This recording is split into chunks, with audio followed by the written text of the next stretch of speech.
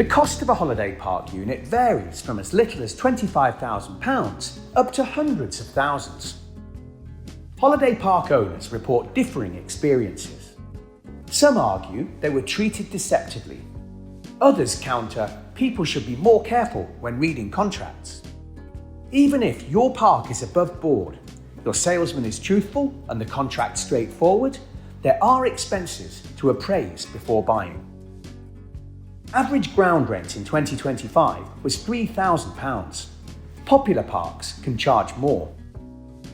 Electricity is typically paid at a premium via the park operators, up to £800 annually. Water and rates of up to £600 annually are paid directly to the park. Mandatory insurance. A 20-foot lodge can be up to £600 a year. For maintenance, expect to pay the park around £1,200 per year.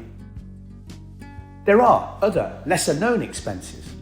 Most parks require first refusal on sales, plus commission of up to 20% on private sales. Lodge owners report shocking value depreciation in short periods of time.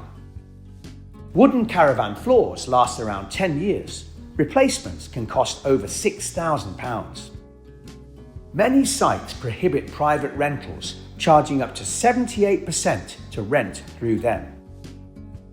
Some parks have extended closed seasons, costly if you rely on rental income. Removing your caravan from the park incurs a disconnection fee of up to £2,000. Many parks have rules about caravans being maintained to a vaguely defined standard.